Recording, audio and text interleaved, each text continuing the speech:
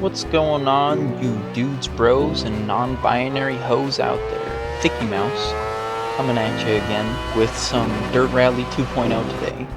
I'm racing in the cross kart division. Let's just say I did a lot better than I was expecting myself to do. I ended up getting 172nd in the world. It was only a daily challenge this time, not a weekly challenge. But still, that's, for somebody who has no life and has never done anything successful, this was my reigning moment. This is my peak. What you guys watching right now is the peak of my gaming career. You will never see any better than this. I am only going to get 172nd. The rest of my races, I will be well below 1,000. Let's just put it that way. No, not really. I really hope that with this race I had a few mistakes, so I hope that I can correct those said mistakes in the next time Cross Kart comes out and get a little bit of a higher rank. Last week when I did a cross kart race, I ended up getting, I want to say 250, 270, give or take, somewhere around there. So the fact that I'm at 170 now is really good news. The fact that I've been continuously improving with the cross kart is just so nice. The cross kart, when I first started driving this thing, was a living hell to get used to. It was genuinely one of my least favorite vehicles to drive starting off because of how finicky everything was. You barely tap the brake, you spin out. You push the gas pedal a little too hard and don't know how to counter steer it right, you spin out. You know, just stuff like that where it was such a small vehicle, and 150 horsepower does not sound like a lot, but for how small it is, it feels like it's 500 horsepower. So, you know, when I was first trying to get used to it, I hated it. But I think the mistake I made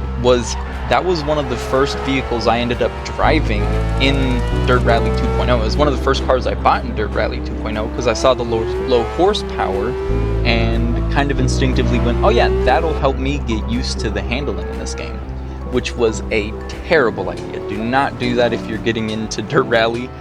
Just buy a simple little Fiesta, buy something front wheel drive.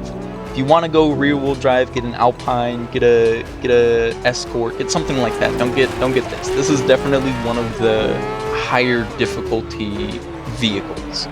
But for me, now that I'm used to the difficulty of the car, it is one of my favorite, if not my favorite car to drive in this game now. It's just the way it feels when you're driving it, when you get it right and you don't make any mistakes in one lap, you just feel like you're a professional driver. And obviously I messed up in every single lap here, but I didn't notice that until the very end when I started rewatching my race.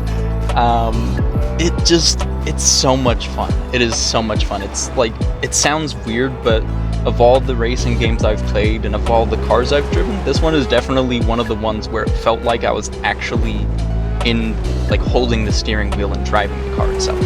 It didn't feel like I was playing a video game. I was able to get myself so well immersed in it because of how much fun I was having. I was like, holy shit, it feels like I'm driving this thing.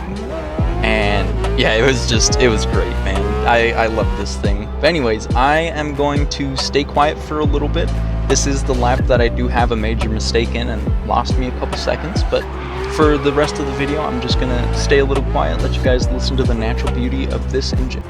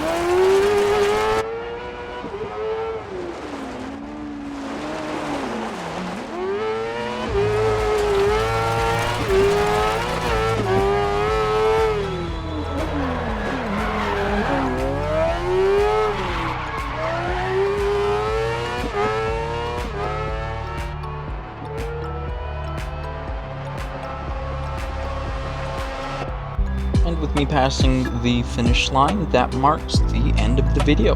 I want to thank everybody that got to this point, and if you like what you saw, go ahead and like, comment, and follow for more. Thank you.